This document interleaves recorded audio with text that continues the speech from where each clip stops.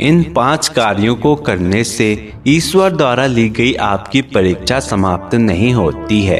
हर हर महादेव। दोस्तों जैसा कि हमने पिछली वीडियो में जाना था कि जब आपकी परीक्षा समाप्त होने वाली होती है तब आपको कौन कौन से संकेत मिलते हैं। लेकिन दोस्तों बहुत से लोग उन सारी परीक्षाओं से गुजर चुके होते हैं, लेकिन फिर भी उनकी परीक्षा समाप्त नहीं हुई होती है।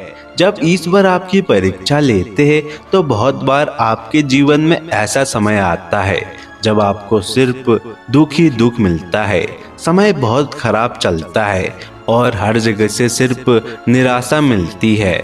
ऐसी परिस्थितियों में बहुत से लोग सोचते हैं कि ईश्वर उनसे नाराज है, इसलिए उनकी परीक्षा समाप्त ही नहीं हो रही है। वो सोचते हैं कि जरूर उन लोगों से गलती से या अनजाने में कोई ऐसा कार्य हो गया है जिस वजह से ईश्वर उनसे रूठ गए हैं। लेकिन दोस्तों क्या आपको पता है ऐसे 5 कार्य होते हैं जिसे अगर किसी व्यक्ति ने किया तो ईश्वर उस व्यक्ति से रूठ जाते हैं, उससे नाराज हो जाते हैं और उस व्यक्ति का बुरा समय शुरू हो जाता है। इसलिए दोस्तों भूल से भी ना करें इन 5 कार्यों को। दोस्तों वीडियो को शुरू करने से पहले कमेंट में हर हर महादेव जरूर लिखें ताकि उनकी कृपा आप पर बनी रहे, और अगर चैनल में नए आए हो तो चैनल को सब्सक्राइब कर दे। पहला कार्य है दूसरों का दिल दुखाना। दोस्तों किसी भी व्यक्ति का दिल ईश्वर का ही दिल है। हर व्यक्ति का दिल ईश्वर से जुड़ा हुआ है। ईश्वर इस संसार के कण कण में बसे हुए हैं। हर व्यक्ति के अंदर भी ईश्वर का ही वास है। इसलिए हमें जानबूझकर किसी का भी दिल नहीं दुखाना चाहिए, किसी की भावनाओं के साथ नहीं खेलना चाहिए। हर एक व्यक्ति चाहे वो बुरा हो या अच्छा हो, हमें सबके साथ अच्छा व्यवहार करना चाहिए। हमें कभी भी ऐसी चीजें नहीं करनी चाहिए जिससे सामने वाले को दुख पहुंचे। किसी गरीब का मजाक नहीं उड़ाना चाहिए और ना ही किसी कमजोर को सताना चाहिए। हर व्यक्ति के अंदर ईश्वर का वास होता है, इसलिए दूसरों को दुख पहुंचाना मतलब ईश्वर को दुख पहुंचाने के समान है। इसलिए ईश्वर ऐसे लोगों से रूठ जाते हैं जो सिर्फ अपने स्वार्थ के लिए दूसरों को दुख पहुंचाते हैं। इसलिए हमें इस पूरी दुनिया को अपना मानकर, हर किसी को अपना समझकर, हर किसी से अच्छा व्यवहार करना चाहिए और जरूरतमंद लोगों की मदद करनी चाहिए। दूसरा कार्य है बेजुबान जानवरों को परेशान करना। कुछ लोग सिर्फ अपने मनोरंजन के लिए बेजुबान से मासूम जानवरों को मारते हैं, उन्हें परेशान करते हैं, लेकिन उन्हें शायद पता नहीं है कि जानवरों को मारना एक बहुत बड़ा पाप होता है। बेशक जानवर बोल नहीं सकते, लेकिन उनके अंदर भी मनुष्य की तरह भावनाएं होती है। वे भी दर्द महसूस करते हैं। उनकी भी आत्मा होती है जो प्यार और देखभाल चाहती है। ईश्वर ने उन्हें भी प्यार से बनाया है और वो भी इस प्रकृति का महत्वपूर्ण हिस्सा है। इसलिए हमें उनके साथ अच्छे से रहना चाहिए। अगर कोई भूखा जानवर मिले या दरवाजे पर खाना मांगने आए तो उन्हें खाना खिलाना चाहिए और ये बहुत बड़ा पुण्य का काम होता है। तीसरा कार्य है ज्ञान होते हुए भी गलत कार्य करना। दोस्तों ईश्वर ऐसे लोगों को कभी माफ नहीं करते जिन्हें ज्ञान है कि सही कार्य क्या है और गलत कार्य क्या है, फिर भी वो लोग गलत कार्य को चुनते हैं। तो ऐसे लोगों से ईश्वर रूठ जाते हैं, नाराज हो जाते हैं।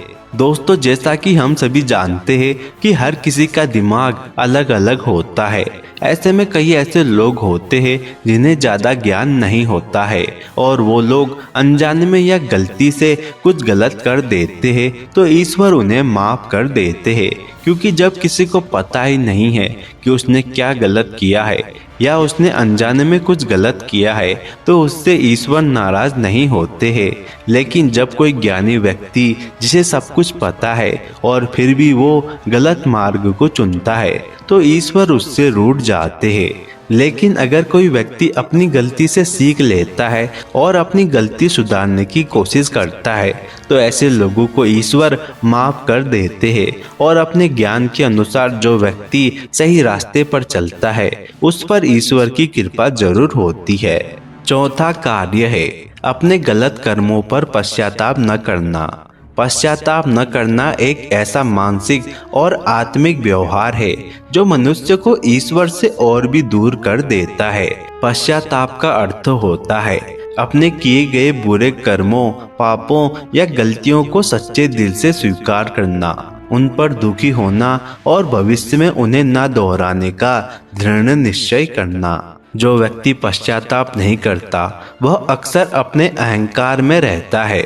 उसे लगता है कि वही सही है, भले ही वह दूसरों को नुकसान पहुंचा रहा हो।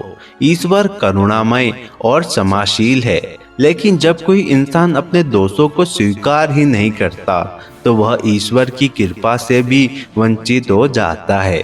5वां कार्य है चोरी करना। दोस्तों, चोरी करना बहुत खराब काम होता है। चोरी करना एक अनैतिक और अन्यायपूर्ण कार्य है। किसी दूसरे व्यक्ति की चीज को बिना उसकी जानकारी या सहमति के ले जाना या छुपाकर अपना बना लेना बहुत गलत कार्य है और ऐसे लोगों से ईश्वर रूठ जाते हैं। अगर कोई व्यक्ति किसी ईमानदार व्यक्ति की मेहनत से कमाए हुए धन को चुराता है तो ऐसे लोगों को ईश्वर माफ नहीं करते हैं और इनका उन पर बहुत बुरा प्रभाव पड़ता है। हर व्यक्ति को उसके कर्मों का फल जरूर मिलता है।